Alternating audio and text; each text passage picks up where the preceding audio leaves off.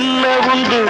நிலவுக்கு வானம் உண்டு, மலருக்கு வாசம் உண்டு, கொடிக்கொரு கிளையும் உண்டு. எனக்கென்று என்ன உண்டு?